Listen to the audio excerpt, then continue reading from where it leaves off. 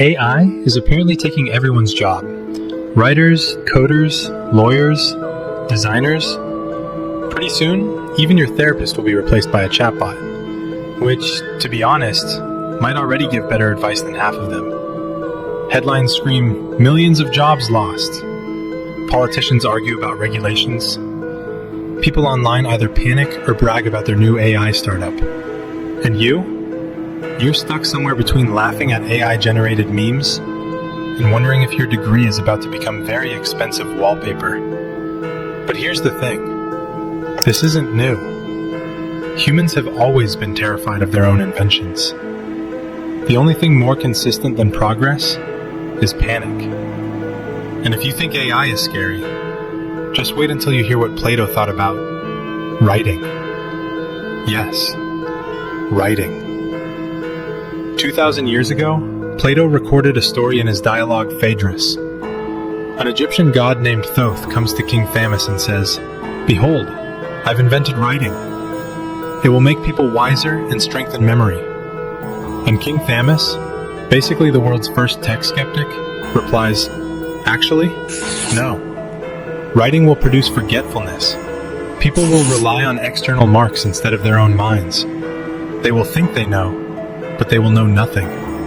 Sound familiar? That's the exact same fear people have about AI today. Students won't think anymore. They'll just prompt ChatGPT. Plato would nod along. For him, writing was a dangerous shortcut, a crutch that made humans appear wise without actually being wise. And honestly, was he wrong? Think about it. How many quotes have you copied and pasted that you never actually remembered? How many times have you Googled the same fact instead of learning it? Writing did weaken memory, but it also unlocked philosophy, literature, science, basically everything we call civilization. So if Plato walked into 2025 and saw AI essays, he'd probably roll his eyes and say, "Yes, this is exactly what I warned you about." But also, you're welcome. Now let's fast forward to the 1400s. Gutenberg invents the printing press. Suddenly, books can be mass-produced. Sounds like a good thing, right? Not to everyone. Medieval monks had spent their entire lives copying texts by hand. Imagine decades of squinting at candlelight, writing, "and then begat so-and-so," over and over, only for a machine to do it better, faster, cheaper. They panicked. One chronicler called the press the work of the devil. Others worried it would flood Europe with heresy and misinformation. In other words, fake news. They weren't wrong. The press did spread propaganda, lies, lots of it. But it also spread literacy, science, and political revolutions. Without it, there is no Reformation, no Enlightenment, no Newton, no Shakespeare. The monks were right to fear for their jobs, but wrong to fear for humanity. Sound familiar? And then came the 1800s. Factories, steam engines, machines everywhere. Weavers and artisans watched their trades vanish overnight. The Luddites, famous for smashing looms, weren't just anti-tech weirdos. They were skilled workers watching machines erase their livelihoods. One weaver in 1812 reportedly said, "The machines are masters and we are their slaves." That could be a tweet about AI today. But history played the same trick again. Yes, traditional weaving jobs collapsed, but entirely new industries exploded. Railroads, steel, shipping, finance. The Industrial Revolution didn't end work.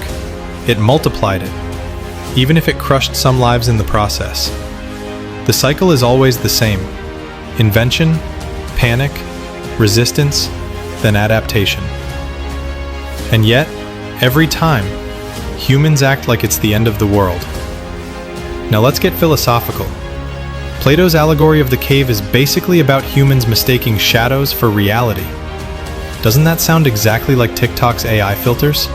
Or people trusting ChatGPT's confident nonsense?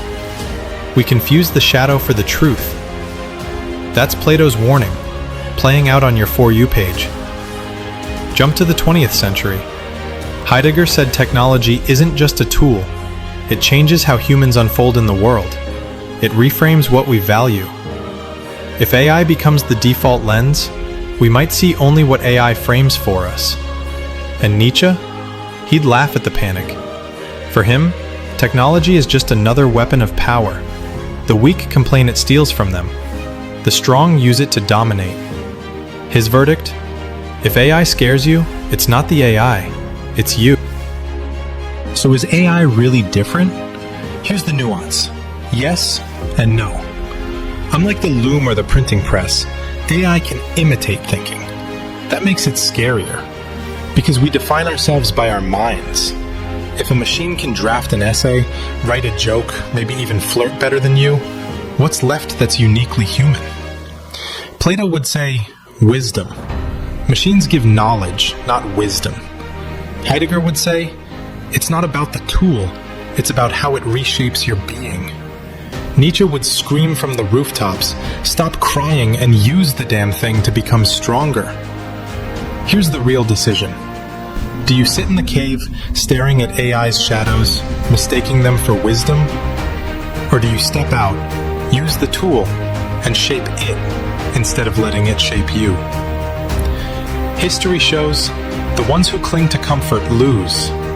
The ones who ride the wave, monks who became printers, weavers who became industrialists, they win. So yes, AI is coming for your job, just like writing did, just like the press did, just like machines did. But in every case, the real question wasn't the tool. It was, do you adapt? Do you grow? Or do you cry while smashing the loom? If you want more ways the past explains your present, subscribe to Now and Then Narratives.